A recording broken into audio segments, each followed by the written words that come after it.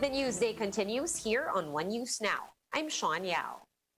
The ruling PDP-Laban party stands by its decision to endorse Senator Bongo and President Duterte for the 2022 national elections. For more details, Mayan Los Baños joins us live from Rizal. Mayan, hi. What's the latest now from PDP-Laban? Hi, Sean. Good afternoon.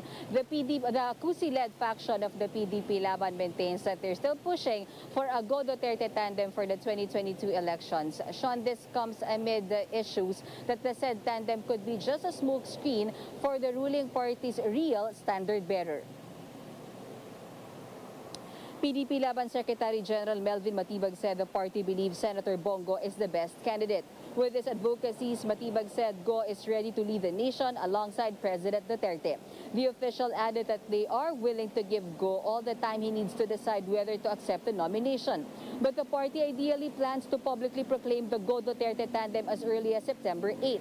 When asked if Davao City Mayor Sara Duterte is among their options should Go refuse to be the standard bearer, Matibag only said that they should not drag Sara's name, but the party is preparing for any eventualities. He added that they agree with Sara on her statement against some members of the Pacquiao-led faction. Matibag said the accusations of Senator Pimentel and Ron Monsayak were not sanctioned by the party, and because they are acting on their own interest, he said they should apologize to the mayor. In response, Pimentel explained that he never mentioned Sara, adding that he's tired of Matibag's theatrics. The senator also took a swipe at Matibag, saying the latter doesn't know anything about the party. Pimentel noted that Matibag's group is dependent on developments from outside the party. Sean, Senator Pimentel adds that he was able to talk to Senator Pacquiao via text, and Pimentel said Pacquiao said that he will push through with the fight this time in politics. Sean? All right, thank you so much. Looking forward to more updates. That was Man Los Baños reporting to us live from Rizal. Thanks, Man. And the COMELEC sees no conflict of interest in awarding a contract to F2 Logistics for the delivery of election supplies in 2022. COMELEC spokesman James Jimenez told News 5 that the company passed all reviews and met all the requirements for the logistics contract worth 1.6 billion pesos. Jimenez also confirmed that Davao-based businessman Dennis Uy is indeed a board member of the company. Uy was among President Duterte's donors during his campaign for the 2016 elections. Jimenez emphasized that F2 Logistics will only be delivering and not supplying election paraphernalia. If they have some sort of reason to believe that this is really harmful, then maybe they should file a complaint, right? Maybe they should file a complaint because, again, as far as the review of the law is concerned, which the COMELEC undertook, wala talagang conflict of interest dito and walang dahilan para hindi i-award sa lowest calculated bid. In other news, PhilHealth has vowed to pay 60% of in-process claims to hospitals next week through the debit-credit payment method. In today's House Committee hearing, PhilHealth President and CEO Dante Gueran assured lawmakers that the state insurer will be paying its 21.1 billion peso unpaid claims to hospitals. Gueran said that PhilHealth is ready to settle 17 billion pesos of the total amount and is just waiting for documentation. He also acknowledged the struggles of hospitals to stay afloat during this pandemic. At the hearing, Gueran claimed that Philippine Hospitals Association President Jaime Almora has admitted that they were overreacting over the issue of unpaid claims. I opened my heart. Bugbog na po kami. No less than yan, si Dr. Almora tumawag sa akin. Nagsosorry po sa akin na he was just overreacting, Mr. Chair. Ito sasabihin ko na. Anong ibig sabihin po ng overreacting? Eh, nag-overreact lang pala siya. You see? So it's unfair, Mr. Chair, na kami lahat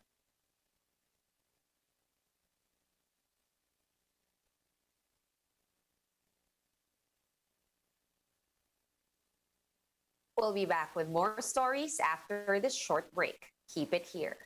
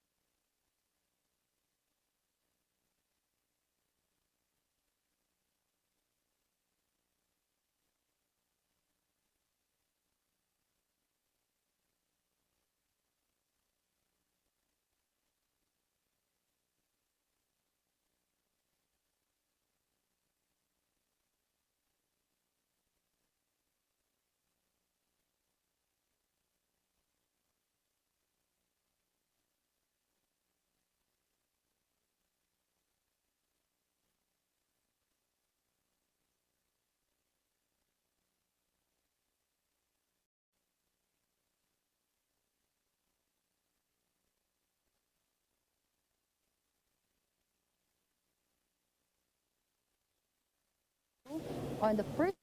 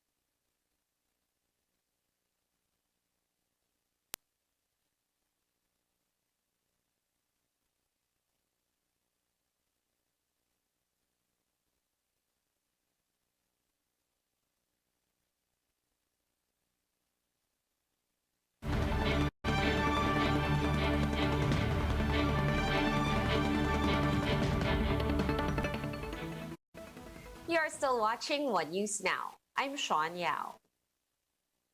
House lawmakers want the Budget Department to explain why it waitlisted the 45 billion peso funds for booster shots under the proposed 2022 national budget.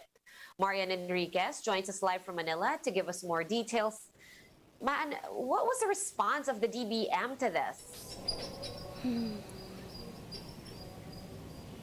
Yes, Sean, House lawmakers zoomed into the proposed 45 billion peso budget for COVID-19 booster shots in 2022 on the first committee hearing on next year's pending bill. This is part of the highest ever 5 trillion peso budget that the government is pushing for. Marikina Representative Stella Kimbo questioned why the suggested budget for booster shots is under unprogrammed appropriations. Unprogrammed or waitlist appropriations are only tapped when revenues exceed targets or if there are grants. Budget officer in charge Tina Kanda said that they are still waiting for the go signal of local health authorities whether there's already a need for boosters. Kanda also assured lawmakers that there are sufficient funds for the procurement of vaccine doses that are needed to achieve population protection. The health department earlier said it is open to giving booster shots once vaccine supply stabilizes. During the hearing, Social Economic Planning Secretary Carl Chu was emphasized that achieving our vaccination target is vital in the economic recovery. For his part, Finance Secretary Carlos Dominguez said the country's debt ratio will start its downward trend starting 2023. He emphasized that the increase in debt is only temporary, brought about by the weakened economy and lower revenue collection due to a series of lockdowns. The first budget hearing was dedicated to the Development Budget Coordination Committee, or the DBCC, which handles macroeconomic targets and expenditure priorities. This is comprised of the Budget and Finance Departments as well as NEDA and the Bangko Sentral ng Pilipinas. Sean, next up in the deliberations are the Philippine Charity Sweepstakes Office, or PCSO, and the Philippine Amusement Gaming Corporation, or PAGCOR. Sean? Thank you so much for that update. That was Marian Enriquez joining us live from Manila. Thanks, Maan. And onto our numbers, the Health Department recorded over 16,300 new COVID-19 cases on Thursday. This has brought the total cases to nearly 1,900,000, some 131,000 of which are still active. The DOH did note that 201 duplicates were removed from the total case count today. 236 new fatalities were also reported overnight, pushing the death toll to 32,700. 125 patients who were previously tagged as recover have been reclassified as deaths. On the other hand, we have total recoveries now at 1,734,000, with 9,600 new survivors logged in the last 24 hours. 24.9% of the 65,900 COVID-19 tests conducted for today's bulletin yielded positive results. Let's now take a quick look at today's other top stories. The Tarlac Regional Trial Court has convicted ex-cop Jonel Nuezca for 2 counts of murder, 8 months after he shot Sonia Gregorio and her son. Nuezca was sentenced to reclusión perpetua for each murder and ordered to pay over 900,000 pesos in damages to the heirs of the victims. The COVID-19 task force has approved the Labor Department's request for more COVID-19 jabs for the manufacturing and construction sectors. Labor Secretary Silvestro Bello said 452,000 additional vaccines will be allocated for factory and construction workers in Metro Manila, Calabarzon, Central Luzon, and Central Visayas. And in sports, para-swimmer Gary Bahino failed to qualify for the finals after finishing last in the 200-meter IM, or individual medley event, in Tokyo, Japan. Bahino will still compete in the 50-meter butterfly event on Monday and 2 other upcoming events in the 2020 Tokyo Paralympics. For more updates, visit News 5, the Philippine Star, and Business World online. Visit our website, onenews.ph, for more in-depth analysis. You can also catch One News on the Signal Play app. Register for a free account at www.signalplay.com and stream One News live anytime, anywhere. Masks on, wash hands, and stay safe, Philippines. I'm Sean Yao. We are One News.